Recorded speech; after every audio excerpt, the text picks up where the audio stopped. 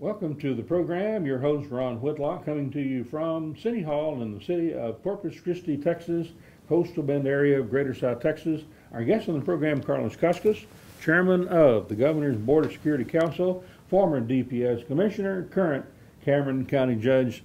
Thank you for being on the program, Right. taking time out of your schedule as you try to get back to the Rio Grande Valley and try to be a county judge. You're working all over the state trying to help the governor provide security for the border region and the United States, and trying to be county judge, try to be a CPA and make a living at the same time. Well, that's why God put 24 hours in the day. What's the governor's charge been to you, Chairman Cascos? Well, principally to have public hearings throughout the border. We were in San Antonio on Monday and Corpus today to have public hearings as well, to determine how we can best utilize the $24 million that's been allocated by the legislature to the Governor's Board of Security Council. And that's what we've been doing, compiling information, taking testimony as you were here today, listening to the mayor, the county judge, police chiefs, as to how best we can utilize the money that's been allocated. Now, we want you to stay tuned because later on in the program, in a later segment, we're going to get into the fact that you, as a member of the general public, can now talk to the Border Patrol, the Department of Homeland Security, about your support or your opposition to the creation and construction of a border fence and or border wall adjacent to the natural barrier, the Rio Grande River. So stay tuned. We're going to tell you when those hearings are going to be held in case you want to attend.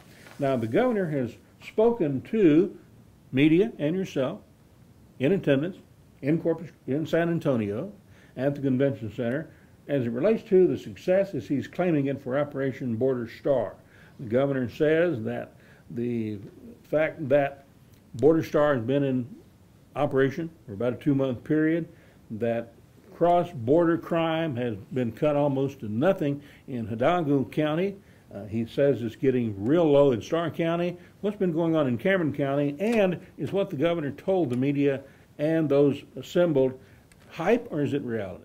Well, I think it's a lot of reality, but I will tell you that what we've done is provided southbound surveillance, to our border communities. Cameron County's been doing that since the early 90s, whereby it initially started as a project to curb auto theft in Brownsville and the Cameron County area.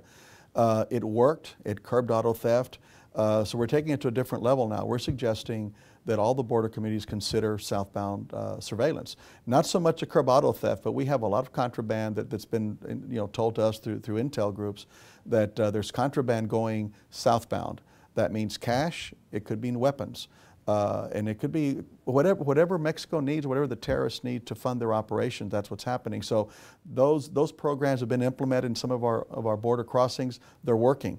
The next step is going to be, that I'd like to see, is really not only train the law enforcement on the border, but provide them with canine units so they can better assess and better detect contraband that's going southbound.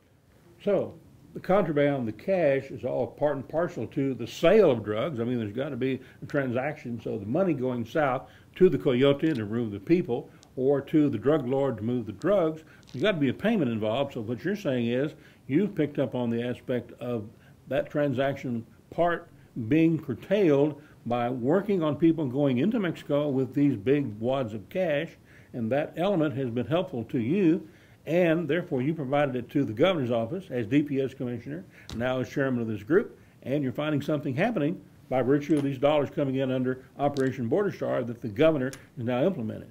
Well, that's correct, and I think we need to understand that this is a very, very complex problem, and the money's got to circulate somehow. And you're right on point. Drugs. It seems to be very simple. Yeah, it is. If you're going to sell drugs, where's the money going to come from? Well, the money got to go in first, and then the drugs are delivered. That's correct. It may not go through wire transfers because of some of the monitoring that's going on. So it's got to be through cash. Not by a check. That's not by check or a money order. So I think it's important. Obviously, that is important, and we've already had several large cash busts, and the thing is that the local communities need to understand too is that, and I know they're aware of it, law enforcement is, that if they detect and catch and confiscate this cash, a lot of it stays with them, is forfeiture funds, so that they can reinvest, re-implement within their program. So that's a win-win for everybody. So the governor having come to you to put you on the DPS commission, a border politician, a border elected official, a now county judge, Cameron County, the second Republican Cameron County judge in the history of the county, has been an asset to the state because of your localization, your local knowledge that you've been able to provide to leadership in Austin. Well, the auto theft prevention force that we did back in the early 90s, I think it was October of 1992 when it was first implemented, proved to be a success. So, you know, Cameron County's been doing this for a long, long time. As we started our hearings and we started to visit with some of the chiefs and the law enforcement along the border, that came up in terms of the law enforcement. You know, Chief Rodriguez mentioned it, McAllen, the chief in Laredo mentioned it, in El Paso they mentioned it. So right after our El Paso meeting, I as chairman asked our Department of Homeland Security Director, Steve McCraw, to immediately look at funding for this type of activity. He ran it by the governor. The governor liked the idea, and they started it, and it's proven to be a success. You're opposed, Judge Cascos, to the construction of a border wall, a border fence along the southern border of the United States with Mexico. Governor Perry is likewise not in favor of building this structure. He's been quoted in San Antonio, you were there, when he said, we should not increase border security at the expense of curtailing the rich, productive relationship between Texas and neighboring Mexican states. That's Governor Perry, the man who appointed you to your position. Why has he jumped out there and taken this position? I think his position has been very, very consistent. No one, he's a governor that looks at the practicality and the feasibility of this wall. And we, you know, Mexico isn't a good neighbor to us. But I think, and I'm not going to speak for the governor, but for my position, I don't believe the wall is going to work. But I think at the same time, you've got to provide the federal government with an alternative to border security. And I think that a lot of folks in the interior of the United States are mixing immigration policies with border security, and they're two different issues. I don't believe the border wall will work. I think we provided an alternative to the federal government with the support of the International Boundary Water Commission. We believe that reinforcing the levee system will basically create a natural barrier, a natural wall. Our levee system is in dire straits. Our levee system needs a lot of work, and we need to enforce it. We need to strengthen it all the way from Hidalgo County, and I'm looking at South Texas principally, from Hidalgo County down to Cameron. The Hidalgo County leadership and Cameron County leadership has been together on this issue from day one. We believe that if we restore the levee system, there won't be a need for a border wall. They may need to put a chain link fence on top of the levee system. We've looked at that. It's not something that I would be totally opposed to, but the concept of a wall, I don't believe it's going to work. It's not going to do what I believe people think it's going to do. But there's a lot of fear. And in most of the border communities, there's a prevalence of anti-wall sentiments. But once you leave the border communities and you go into the Midwestern states, and where these elected officials, Democrat and Republican in Washington, are listening to, they want the wall. They believe that if the wall is built, it's going to solve all our terrorist problems, all our immigration problems. That's just not going to work. So the governor recognizes that. He understands that the wall's not going to work, and I think he made a phrase: if you build a 20-foot wall, the 21-foot ladder business is going to proliferate. So, and we agree with that. He supports the levee restoration system along with IBWC. Senator Cornyn supports that issue as well. I'm currently in the process of writing a letter to George Bush because he may not know. He may not know. What the impact of this wall is going to have strictly in southern Texas. City of Hidalgo, Texas Mayor John David Franz has been quoted as he told John Cornyn, Senator Cornyn and Farr, what this is all about is this: there is an invisible wall being built here, and it's killing us. That is the 4 to 5 minute waits of checking cars and vehicles coming across the border. In addition, just talking about the building of the wall, the talking about imposing restrictions for U.S. customers going into Mexico, having to have passports, other documentation, realizing that that's going to be a stranglehold on the Mexican economy. Just all of these discussions is already causing Mexicans to quit coming to shop in the border towns of the United States. There's no doubt that the border community relies on economic commerce with Mexico. Both ways. You know, both ways. And when we were in El Paso, there was over a 2-hour wait in coming over from the Mexican side into El Paso. So the waits that we're experiencing in Hidalgo and in Cameron County are not unique just to us. It's happening all up and along the border. The federal government needs to either give us the resources to build additional crossing points and other bridges, which Cameron County is trying to do. But also they need to put more personnel. That we have enough lanes that are available, but they're not manning the lanes. If they have a 6 or 7 or 8 lane bridge, they've only got 2 or 3 people there, so they're only manning 50% of the bridge 50% of the time. So they have to provide the infrastructure. I'm talking the people infrastructure and the people inventory to put on these bridges so that these wait times do not happen. But that's why it's happening. It's not so much because they're checking every vehicle. They're not manning the bridges the way they've committed to manning the bridges. Is that they're spending 100% of the money on all traffic, and they need to focus on taking more of the money, 95%, and looking at the bad guys, as opposed to spending all of the money on everybody. They need to try to figure out some way to funnel it down and focus on the bad guys, and that's Mayor Richard Cortez's attitude. Well, I mean, that's easy to say, you know, whether they can identify who the bad guys are, but some of these bad guys look like good guys, and that's part of the problem that we have. But we have some challenges that we are going to have to address, and we're not going to have, just like the meeting today we had in Corpus Christi, their needs are a little bit different than what the border needs were. You know, they're concerned about the port, obviously, evacuation issues. The border communities are concerned with putting more boots on the ground, but my comment has been, you know what, boots on the ground are going to be fine, but the money that the Border Security Council is trying to allocate is for overtime money only, no new personnel. And my comment was, you know, having boots on the ground and paying boots overtime is fine, but these boots get tired.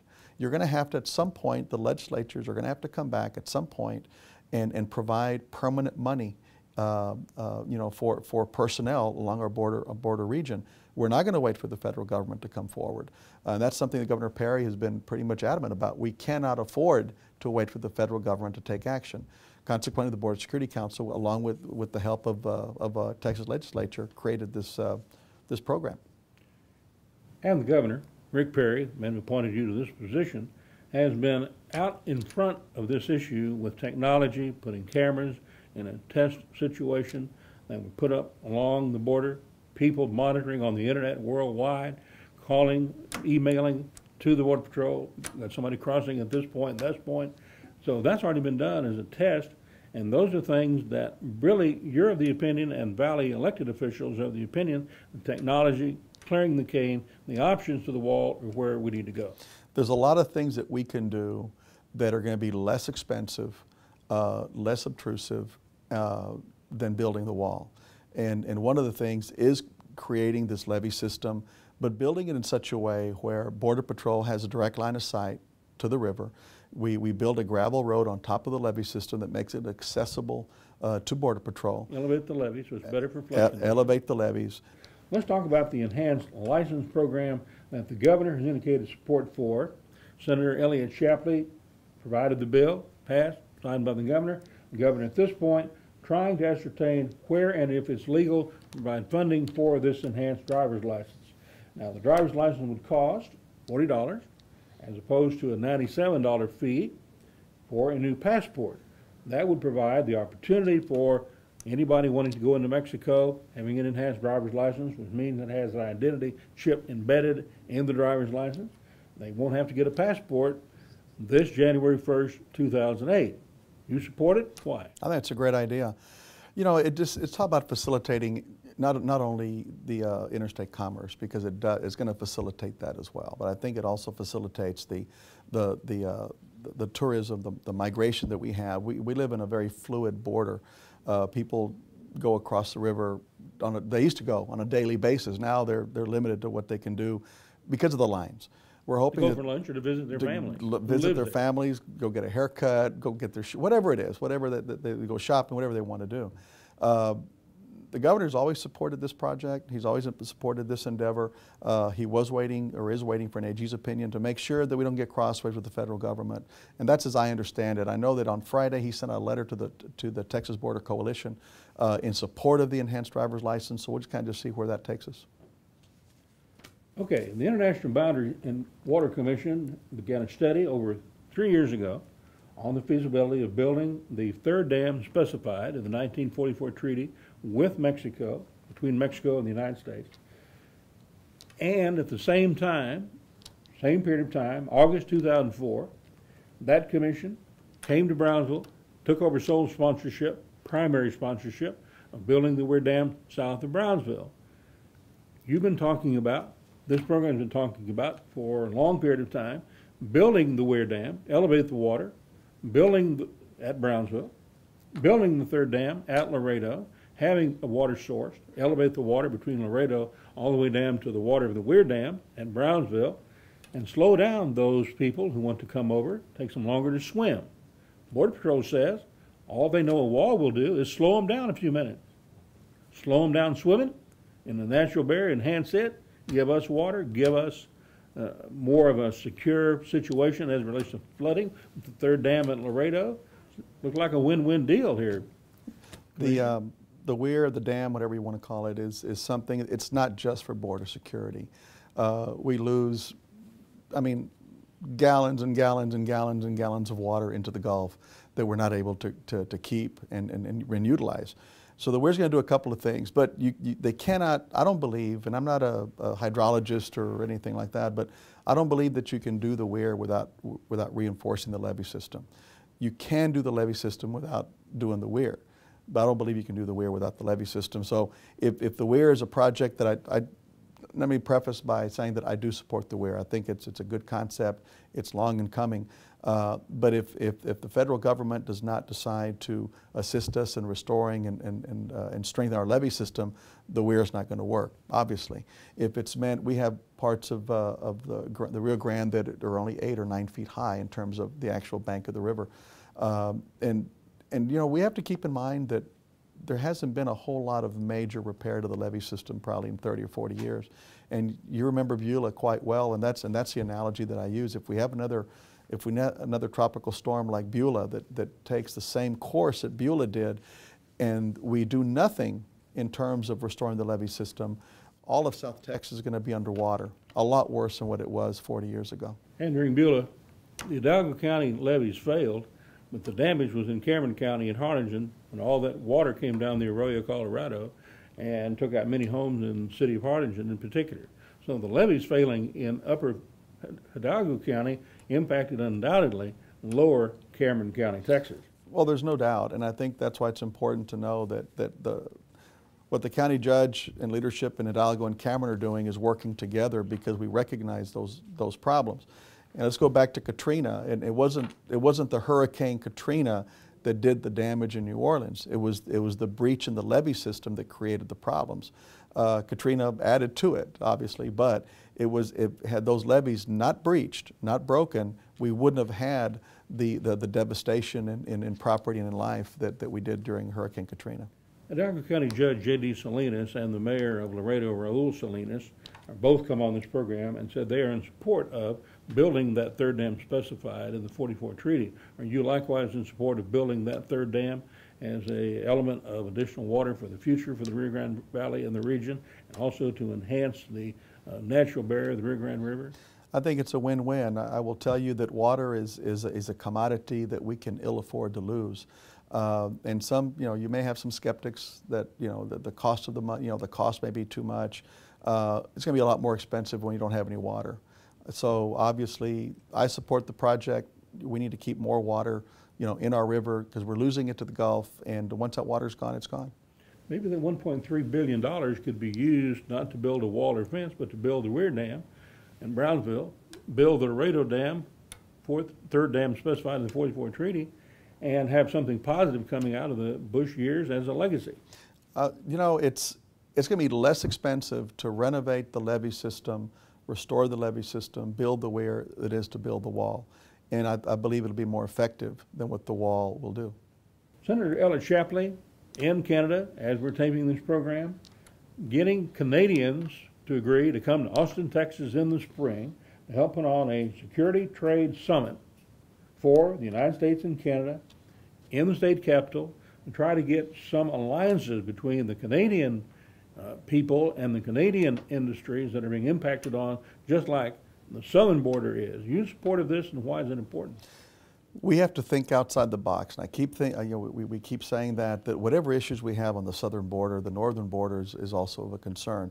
Senator Shapley doing this is clearly thinking outside the box. I think it's a good idea. I think it's a good endeavor, and I hope I'm invited to attend the conference and be an active participant in it. We have 20 seconds left, real short on time. You wanted to say something to the Upper Valley because TxDOT has issued a letter indicating it's going to complete very quickly now the interstate between Corpus Christi and the Port of Brownsville, I-37's extension, which goes back to what Texas Governor Perry promised to do a year and a half ago. Rick Williamson, chairman of TxDOT, came right in and said it's easier to expand an expressway than it is to do a new one like I-69. Why is this better for the whole valley, including Hidalgo County, which is so concerned about US 281 being completed, looking at completion of one and maybe some point down the road, having them both coming in together at 69?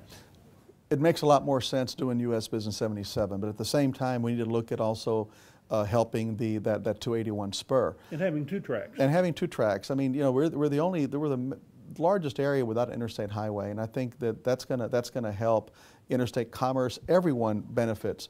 But I think times are a bit different today. I think Hidalgo County and Cameron County are no longer, from our perspective, from the county leaderships, we're not looking at competing with each other. We're looking at working with each other, whether it's veterans issues, whether it's flood control, whether it's levee systems. And this is just another project that we need to complement and work together. Thank you for joining us on the program. Thank you. From City Hall, Corpus Christi. Remember, December the 11th, Tuesday, a hearing in McAllen Civic Center put on by the Department of Homeland Security for you, members of the general public, to be able to tell them why you are in support of or opposed to the building of a wall along the southern border adjacent to the natural barrier, the Rio Grande River, followed by one on the 12th of December, Wednesday in Brownsville at the Brownsville Special Event Center from 4:30 till 8:30 p.m. Go. We encourage you to do so. Till next time, adios.